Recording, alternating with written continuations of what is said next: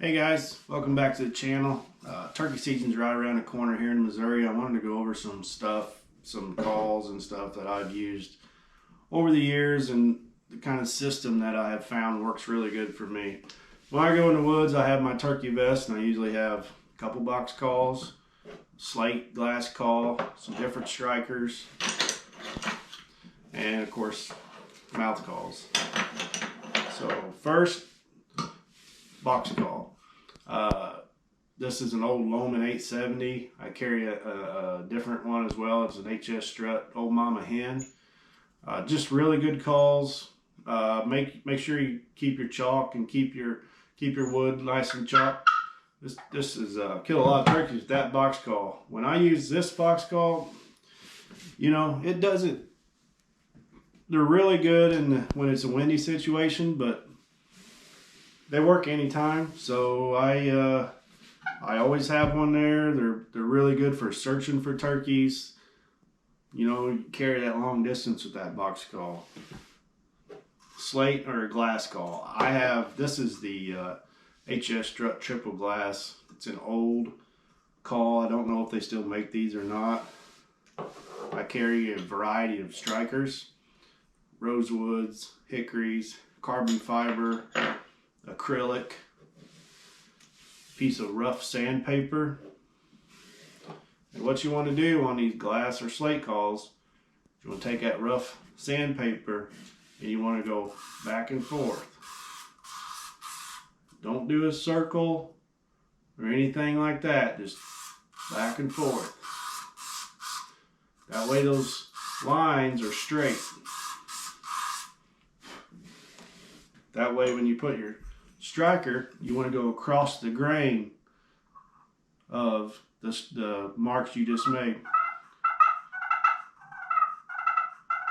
Then you'll get the purr, a real easy purr and a nice yelp. Also on these strikers, guys, they make some that have a more rounded tip. They make some that have a real squared off edge. I mean, just find the one you like. They all have their own different unique sound. Same thing with mouth calls, guys. The most common one that I use is a 2.5 reed or the split V 4 reed. It's probably my favorite one. It takes a little more pressure to blow this one, but I just think they sound really, really good. And with any of these calls, guys, it's practice, practice, practice. You know, get comfortable with them before you go out in the woods. These mouth calls, you know, put them in your mouth. You don't even have to be blowing on them. Just keep them in there, get used to them. When you're driving back and forth to work, throw it in your mouth, blow on them.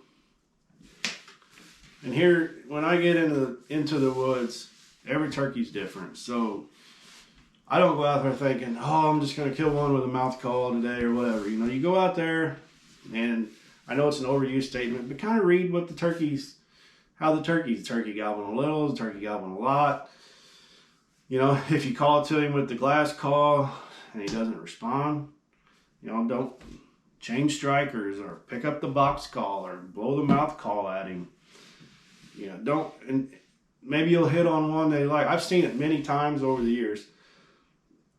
Dead still, no wind, and I'll putt and purr on this little glass call, and that gobbler just, you know, like this. I'll pick up this box call, strike it real hard, boom, fires him up. He comes right in. So don't, you know, there's no perfect call for every situation. You know, like I said, every turkey's different. So just keep your options open. You know, make sure you keep this chalked.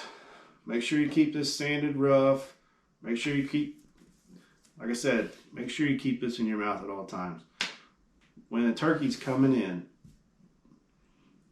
these two calls, the box call and the slate call, glass calls, they're really hard to work if the turkey's 100 yards out there trying to come in. Now you can squeeze them down in your lap. I've done it before. Put this down in your lap here and just take your hand off the trigger and scratch it, lay it down and come back up. But nothing beats the mouth call when they're up close and personal. And you need to either make him pop out a strut so you can get a shot, or bring him that last little bit. That's why practice is so key, because you learn how to purr on one of these real light putts to bring him on in. I'll do some more videos, guys, kind of showing like what I carry in my turkey vest and why I carry that, and its accumulation over the years. But this kind of goes over when I go into the woods.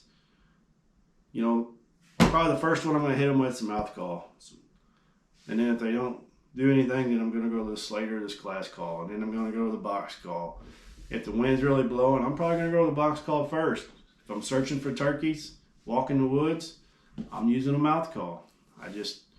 Unless I'm walking up and down hills and getting winded, then I'm using one of these, because obviously it's hard to blow on a mouth call if you're sucking air too hard. So just keep your options open though. Keep an open mind. And I hope you have more success out there in the woods with these tips. Like I said, I'll do another video here real soon on my turkey vest and showing you what I have in them and why I put those items in the turkey vest. So thanks for watching, guys, and we'll see you soon.